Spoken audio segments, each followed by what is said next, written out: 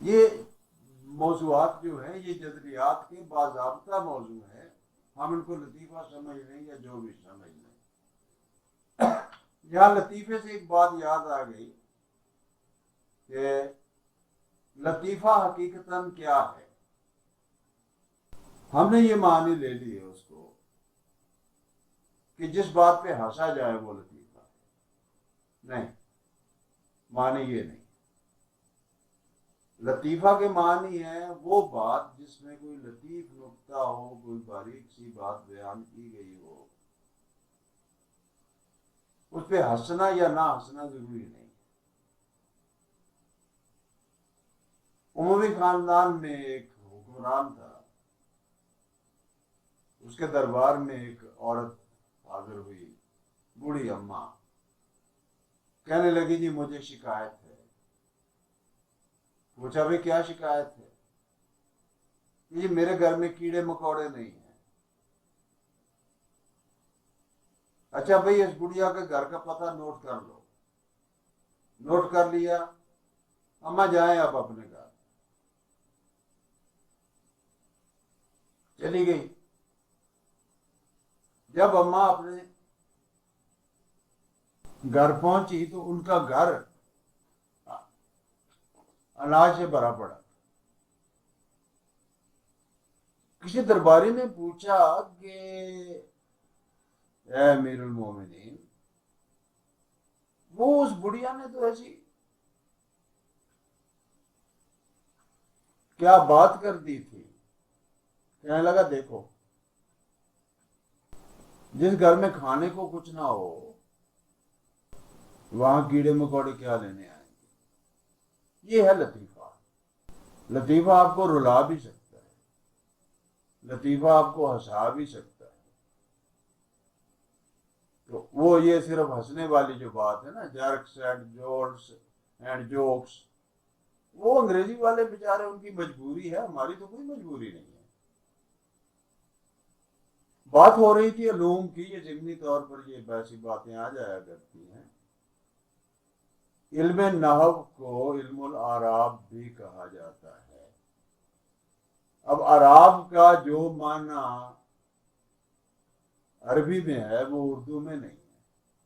اردو میں ہم زبر زیر پیش کو اعراب کہتے ہیں، انہیں کو حرکات بھی کہہ دیتے ہیں، عربی میں ایسا نہیں ہے۔ عربی میں کسی اسم کے آخری جو لفظ پر حرکت ہوتی ہے وہ اس کا اعراب ہوتا ہے۔ زبر زیر پیش یا دو زبر دو زیر دو پیش ہیں، تو کہاں کہاں بدلتی ہیں، کیسے بدلتی ہیں، اس کے آگے قوانین ہیں سارے۔ تو وہی قانون ہے جو جملے کی ساخت سے متعلقہ ہے، اس لیے وہ علم نحو کو علم اعراب بھی کہتے ہیں۔ ہم نہیں کہہ سکتے، یہ بات وہ عربی والوں کے لیے ہے۔ تو اعراب کی معمولی تبدیلی سے الفاظ کے معنی میں انتہائی بنیادی تبدیلیاں پیدا ہو جاتی ہیں۔ اس کی مدد سے عربی کے الفاظ کی حرکات، مرکبات، ان کی حیت، ترکیبیں، ان کے معنی پر بحث کی جاتی ہے۔ عربی سے قطع نظر اردو میں علم نحو کسی کلام میں اعراب کے حوالے سے بحث کوئی نہیں کرتا۔ مثال کے طور پہ جملہ کی قسم کیا ہے؟ اسمیہ ہے، فعلیہ ہے، ٹھیک ہے جی۔ اصطلاحات کیا ہے؟ وہ بھی ٹھیک ہے، لیکن فاعل، مفعول، متعلق فاعل یا اسم مرہ، وہ کیا ہیں، ان کی علامات اور حرکات کیا ہوں گی، ان کی یعنی ان کے اعراب کیا ہوں گے، اردو سے بحث نہیں کرتی، کیونکہ اردو کا تو آخری حرف جو ہے وہ ساکن ہوتا ہے، وہ حرکت کا سوال ہی پیدا نہیں ہوتا۔ علم صرف جو ہے وہ کلمات اور صیغوں کے متعلق ہے، یہ بات ہو چکی ہے۔ اور تصریف و تعلیل سے اگر بندہ واقف نہ ہو تو اس کلام کے لیے اس کی مراد کو سمجھنا مشکل نہیں، ناممکن ہو جاتا ہے۔ یعنی وہ کہے گا کچھ اور، ہمیں کچھ اور سمجھ آئے گی۔ علم صرف اس امر سے بحث کرتا ہے کہ ایک کلمے سے دوسرا کلمہ کیسے اخذ کیا جائے گا۔ تو وہ علم بیان پہ بھی ہم نے بات کی. عروض اور علم عروض، علم قافیہ بھی علم بیان کا حصہ ہے. لیکن یہ جن علوم کی میں نے بات کی ہے ابھی، یہ علوم ادب ہیں سارے کے سارے. ان کے میں ایک بڑی لمبی فہرست ہے، یہ بہت لمبی فہرست ہے. اس کی میں آپ کو تھوڑا تھوڑا بتا دیتا ہوں، صرف نام دے دیتا ہوں، لسٹ ہی بڑی لمبی ہے. علوم میں آتے ہیں علم انشاء، علم اشتقاق ہے، علم رسم الخط ہے، علم معانی ہے، علم تاریخ ہے، علم ابجد ہے، علم رمل ہے، وغیرہ وغیرہ. اصطلاحات میں آ جاتی ہیں تلوی، تلمی، علامت. ایک چیز زٹل ہے، جعفر زٹلی آپ نے سنا ہوگا. اس کا ایک شعر مجھے یاد آ گیا، سنتے چلیے کہ کشتی ہے جعفر زٹلی در بھنور افتاده است، ڈبکو ڈبکو می کند از یکت دکا پار کن. تو دیکھ لیجئے، اس نے خود اس کو زٹل قرار دیا ہے اور اس نے اپنا نام رکھا ہے جعفر زٹلی. زٹل ہوتی بے سروپا بات کرنا. اچھا، علم رمز ہے، علم اشارہ ہے، اس میں رمز ہے، اس میں اشارہ ہے، ایما ہے، اس میں ضمیر ہے، اس پر بات کرنی ابھی باقی ہے. مجاز مرسل ہے، اس کی صورتیں ہیں. کنایا ہے، پھر تعریض، طنز، تنظیم، تقریض، اور بہت ساری ایسی چیزیں ہیں.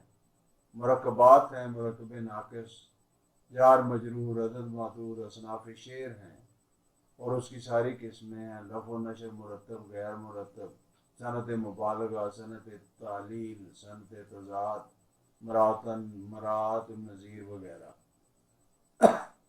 یہ سارا کچھ ادب کا حصہ ہے. تو جب ہم علم میں ادبی علوم کی یا علوم ادب کی بات کرتے ہیں تو ان سارے کچھ کی بات ہوگی.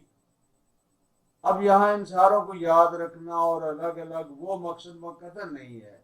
ایک تصور بن جانا چاہیے کہ اس بات کو ہم یوں بھی کر سکتے ہیں، یوں بھی کر سکتے ہیں، یوں کریں تو زیادہ اچھا لگے گا، یوں کریں تو زیادہ سجے گا، وغیرہ وغیرہ. ہمارے معاصر ناقدین اور اہل قلم نے ایک اصطلاح جدید تر بنا لی اس میں، وہ ہے علامت. اب ان میں سے ہر چیز کو جن کا ذکر اوپر ہوا ہے ہم بڑی آسانی سے یہ کہہ دیتے ہیں کہ یہ شعر جو ہے بہادری کی علامت ہے. تو ہماری جان اس طرح کے چھوڑا کے ہم آگے نکل جاتے ہیں، بات بھی سمجھ میں آ جاتی ہے. اس قسم کی چیز کو استعمال کر لینے میں کوئی قباحت نہیں ہے. ہوا یہ ہے، اس اصطلاح کے جو علامت کے جو فائدے ہوئے ہیں اس میں سے ایک تو جدلیاتی موشگافیوں میں فرق پڑا. خواہ مخواہ کے جھگڑے بہت سارے ختم ہو گئے. شاعر اور قاری کے درمیان کا فاصلہ کم ہو گیا، گویا بات کرنا آسان ہو گیا.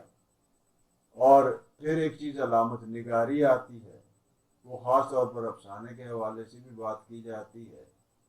تو اسی تسلسل میں مجھے ایک بڑی پرانی بات یہاں میرے ریکارڈ پہ موجود ہے، یہ لگ بھگ 1970 کی بات ہے. روزنامہ امروز لاہور میں ایک کالم شائع ہوا کرتا تھا، اس کا عنوان تھا جھوٹی باتیں. نصیر انور تھے اس کے لکھنے والے. تو کالم کے ماتھے پہ ایک جملہ لکھا ہوتا تھا سب سے پہلے، کالم اس کے بعد شروع ہوتا تھا. وہ جملہ میں آپ کو سناتا ہوں. جب دنیا میں جھوٹ اتنا عام ہو کہ سچ ہو جائے تو اتنا سچ بول کہ وہ جھوٹ ہو جائے. بہت شکریہ، پھر ملیں گے.